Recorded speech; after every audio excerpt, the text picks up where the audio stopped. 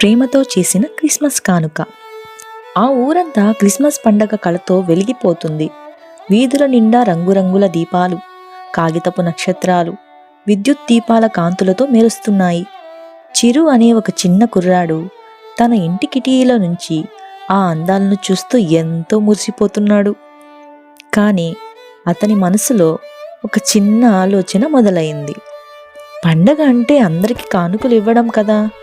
తన స్నేహితులకు, ఇంట్లో వాళ్లకు ఏదో ఒక కానుక ఇవ్వాలని చిరు మనసులో అనుకుంటాడు. వెంటనే తను డబ్బు దాచుకున్న మట్టి హుండీ వైపు చూస్తాడు.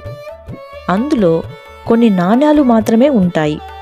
వాటితో అందమైన కానుకలు ఎలా కొనాలి, ఇవి ఏమాత్రం సరిపోవు కదా అని చిరు చిన్నపాటి దిగులుతో ఆలోచనలో పడ్డాడు. ఇంతలో చిరు ఇంటి పక్కనే ఉన్న అన్నమ్మ అనే ముసలావిడ ఒంటరిగా దిగాలుగా కూర్చో ఉండడం చిరు గమనిస్తాడు. ఆమెకు ఎవరూ లేరు, పండగ కూడా జరుపుకోదు. ఆమె తన గుమ్మం దగ్గర కూర్చొని వెళ్ళేవారిని వచ్చేవారిని చూస్తూ నిరాశతో బాధపడుతూ ఉంటుంది. ఆ అన్నమ్మ ముఖంలో ఎలాగైనా సంతోషం నింపాలని చిరు నిర్ణయించుకుంటాడు. డబ్బులు లేకపోతే ఏముంది, నా చేతులతో ఒక అందమైన కానుకను తయారు చేస్తాను, అది ఆమెకు బహుమతిగా ఇస్తాను అని అనుకుంటాడు. వెంటనే ఇంటి నుంచి బయటకు వచ్చి ఆ ఊరి చివర ఉన్న అడవిలాంటి ఒక అందమైన తోటలోకి వెళ్తాడు. అక్కడ నేలపై రాలి ఉన్న రంగురంగుల ఆకులు, ఎర్రటి పండ్లు, ఎండిన కొమ్మల కోసం వెతకడం మొదలు పెడతాడు. చిరుకి అక్కడ అలాంటివి చాలా దొరుకుతాయి. వాటన్నిటిని సేకరించి తన చొక్కా మడతలో వాటిని జాగ్రత్తగా దాచుకుని ఎంతో ఉత్సాహంగా ఇంటికి పరిగెడతాడు. ప్రకృతి ప్రసాదించిన ఈ వస్తువులతో ఏదైనా ఒక అద్భుతం చేయాలనేదే అతని ఆశ. ఇంటికి రాగానే ఒక చిన్న చెక్క బల్ల మీద కూర్చుంటాడు. మెత్తని కొమ్మలను వంచి ఒక చక్రంలా చేస్తాడు. దాని చుట్టూ పచ్చని ఆకులను అల్లి అక్కడక్కడ ఎర్రటి పండ్లను అతికించాడు.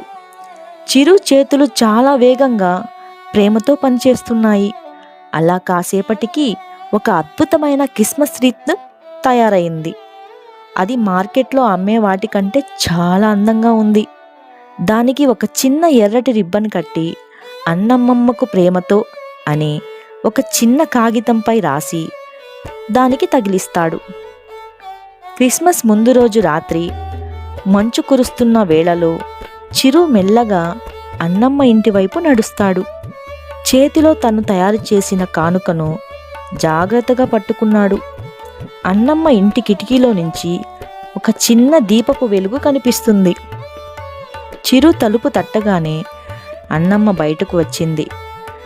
ఎదురుగా చిరు తన చేతిలో చేసిన అందమైన రీతిని పట్టుకుని నిలబడి ఉన్నాడు.